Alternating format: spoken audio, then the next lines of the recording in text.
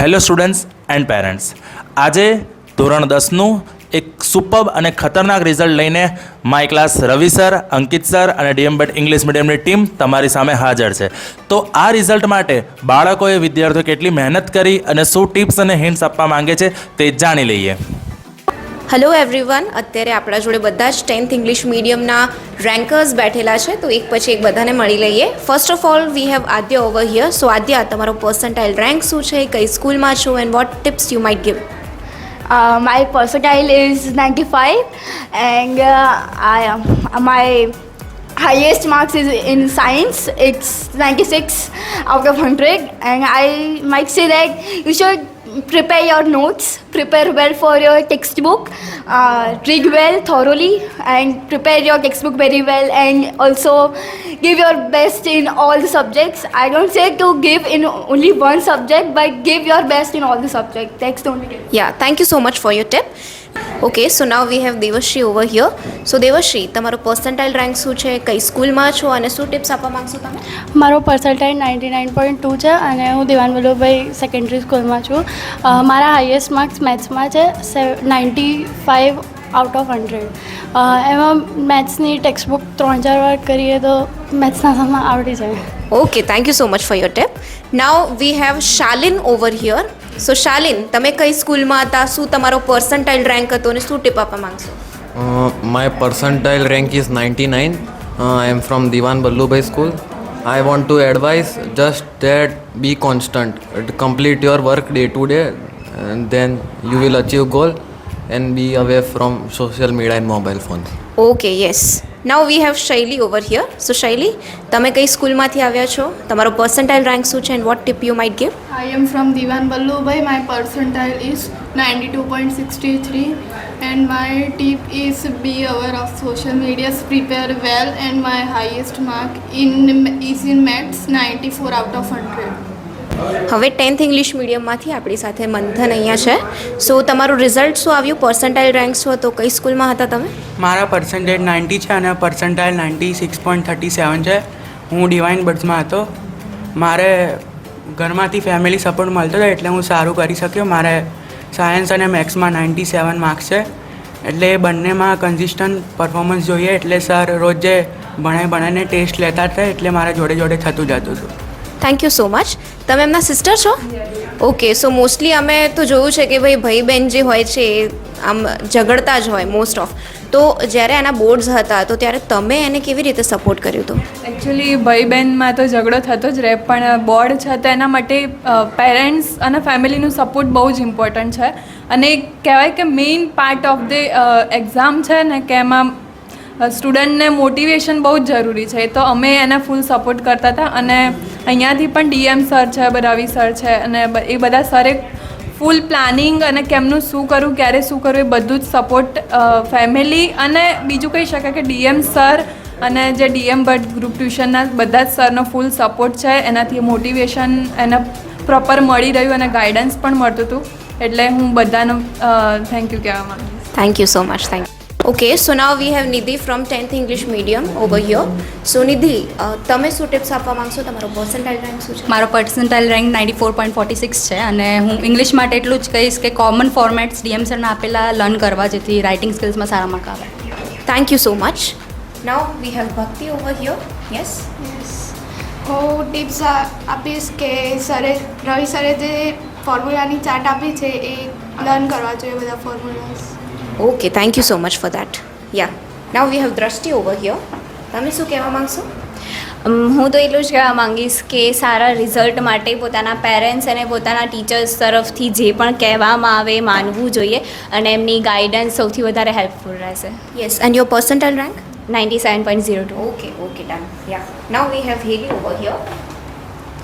મારો percentile rank 99.98 છે અને બધા ટીચર્સનો, પેરેન્ટ્સનો અને પોતાની મહેનતના લીધે આટલા સારા માર્ક્સ આવી શક્યા છે. અને હવે હું તો એટલું જ કહીશ ટિપ્સ માટે તો કે બધા જેમ કહેતા હોય છે કે 10મામાં ઊંધું ઘાલીને મહેનત કરવાની જરૂર છે, એવી કંઈ જ જરૂર નથી. તમે પદ્ધતિસર રોજનું રોજ પતાવો ને તો આરામથી તમે હાઈએસ્ટ સ્કોર કરી શકો છો. ઓકે, મતલબ સ્માર્ટ વર્ક કરવાનું છે. Okay, done. પટેલ તન્વી કલ્પેશ કુમાર મારું નામ છે, સ્કૂલ જેલ અને મારો પર્સન્ટાઇલ રેન્ક છે 95.08.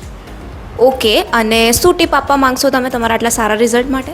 હું ટીપ આપવા માંગીશ કે જો આપણે 10મામાં સારા ટકા લાવવા હોય તો રોજનું કામ રોજ જ પતાવી લેવું અને ટીચર્સ અને પેરેન્ટ્સને ફોલો કરવા.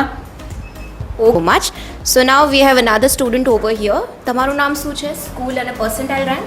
મારું નામ પુરોહિત પ્રિયાંશી છે અને હું સરદાર પટેલ સ્વામી વિવેકાનંદ હાઈસ્કૂલમાં ભણું છું અને મારા પર્સન્ટાઇલ છે 95.26 અને ટીપમાં હું એવું કહીશ કે મોબાઈલનો યુઝ ઓછો કરવો અને બને ત્યાં સુધી બધું કામ રોજનું રોજ રૂટીનમાં પતાવી દેવું અને બધા સ્ટડીઝને ફોલો કરવું એ તો મસ્ત જ છે. Okay, thank you so much for your tips. Now V have another student. તમારું નામ, મીડિયમ અને તમારો percentile rank and what tips you might give? મારું નામ જય ગજ્જર છે. ઓકે. પર્સન્ટાઇલ રેન્ક મારો 94.08 છે, 04. ઓકે.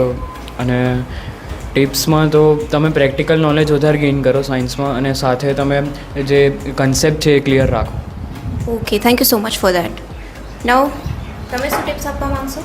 મારું નામ જતીન જાદવાણી છે. હું ઇંગ્લિશ મીડિયમમાં છું અને મારો પર્સન્ટાઇલ રેન્ક 84.5 છે. અને ટિપ્સ તો એ જ છે કે સાયન્સમાં આપણે ડાયાગ્રામ્સ લાર્જ એન્ડ ક્લિયર બનાવવા જોઈએ તો સારું રહે અને રોજનું રોજ તૈયાર કરવું જોઈએ. Okay, thank you so much.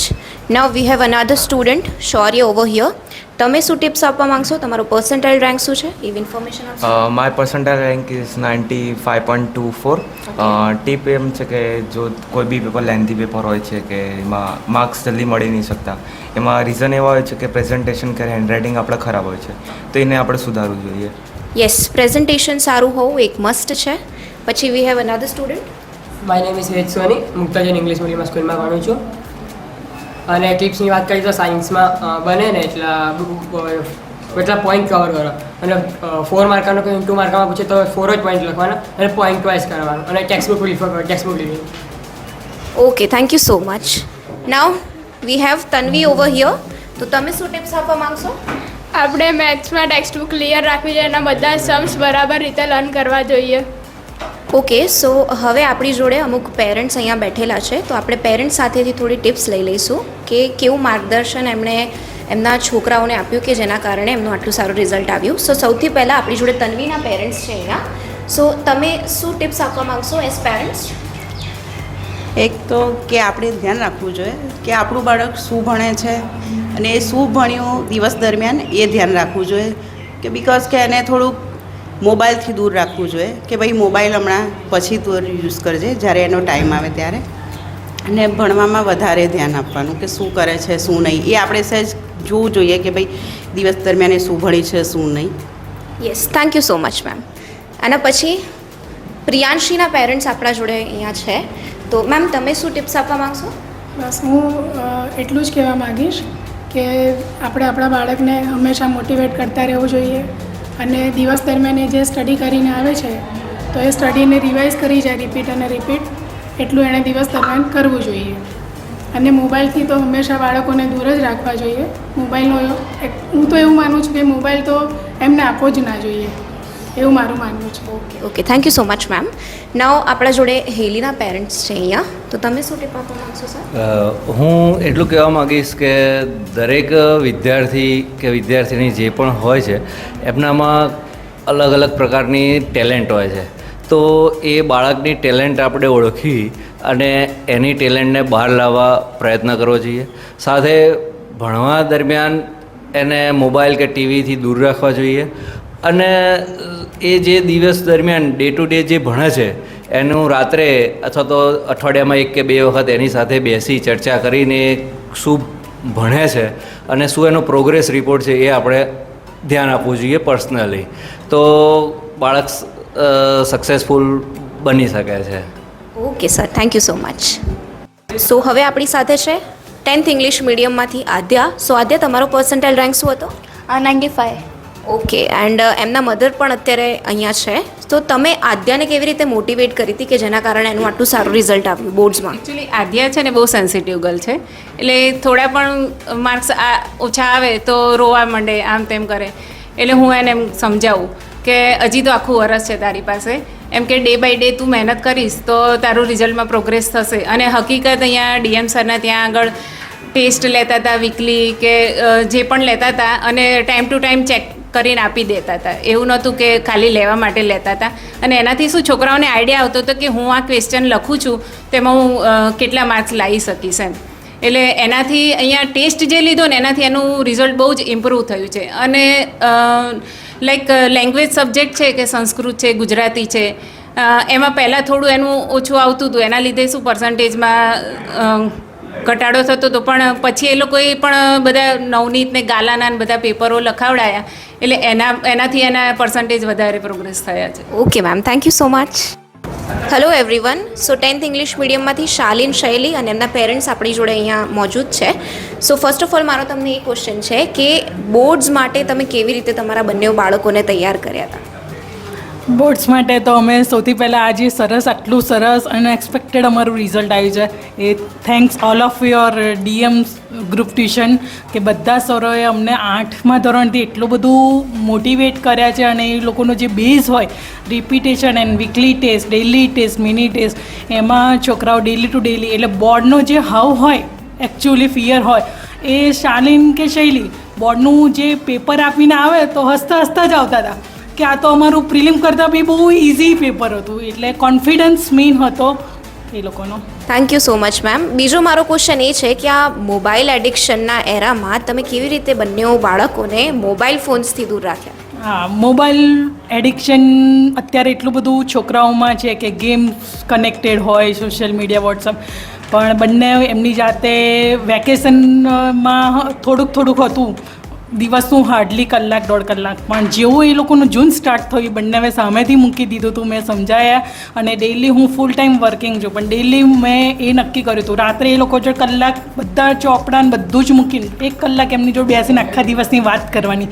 એટલે એમનો સ્ટ્રેસ ફ્રી રહે, માઇન્ડ એ રહે, એક્ટિવ રહે અને એન્જોયફુલ એ લોકો સ્લીપિંગ અને વર્કિંગ કરી શકે. અમુક વાર એવું પણ થતું હોય કે બાળકોના સારા માર્ક્સ ન આવતા હોય તો એ વસ્તુ સાથે તમે કેવી રીતે ડીલ કરી હતી? મેઇન યુનિટ ટેસ્ટ હોય, first unit test, second unit test કે પ્રિલિમ, એમાં અમારા મેથ્સમાં જોઈએ એટલા માર્ક નહોતા કે સાયન્સમાં બી ઓછા હતા.